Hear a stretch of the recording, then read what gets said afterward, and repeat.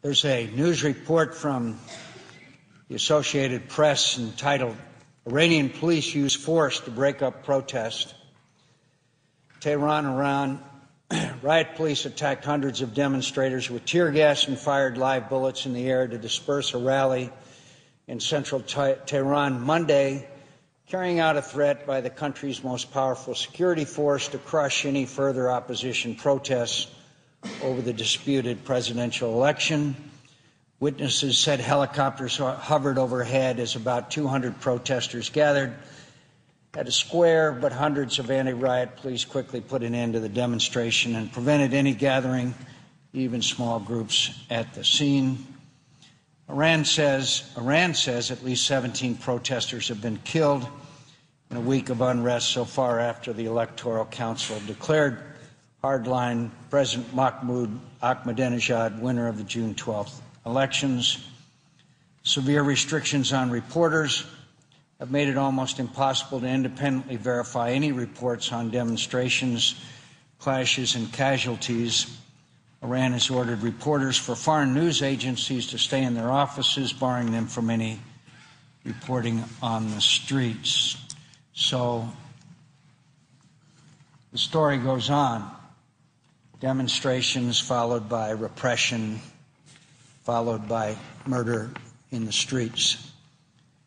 And as these things seem to evolve, an event took place which may be the defining moment just yesterday in the struggle of the Iranian people to be able to peacefully disagree with their government, in this case because of a corrupt and fraudulent election, without being killed in the streets and beaten and imprisoned. And it has to do with a woman named Neda. And I quote from a ABC News story dated June 22nd, 2009. And I quote, "She sinks to the ground and a few minutes later she's dead." A video that has been repeatedly posted on the internet purports to show the last moments of Neda, a young Iranian woman shot in the heart by government sharpshooters. Overnight, she has become a symbol of the opposition. They're shaky, blurred images. A young woman collapses onto the pavement. A dark pool of blood spreads beneath her body. Two men kneel next to the woman and press on her chest, screaming.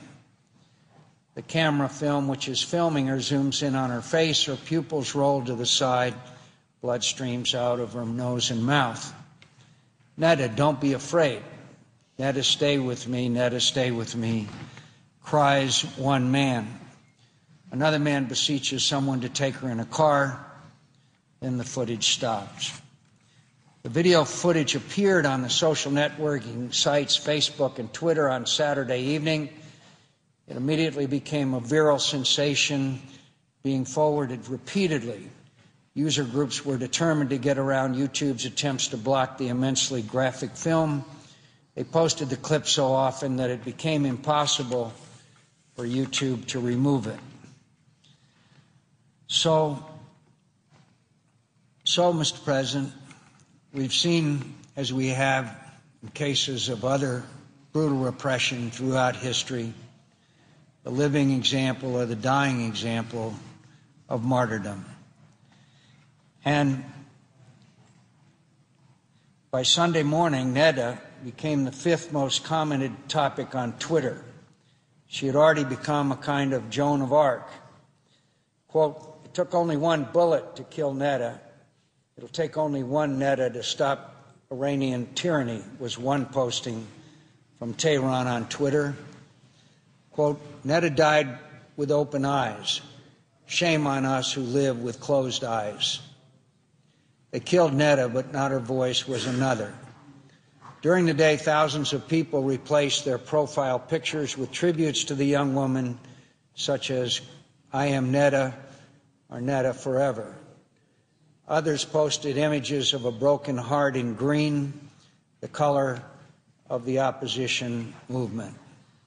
So, Mr. President, a debate has been going on as to how much the United States of America, its President, the Congress, and the American people should speak out in favor and in support of these brave Iranians. Average age in Tehran is 33 years of age, in their quest for the fundamentals of freedom and democracy that we have enjoyed for more than a couple of centuries.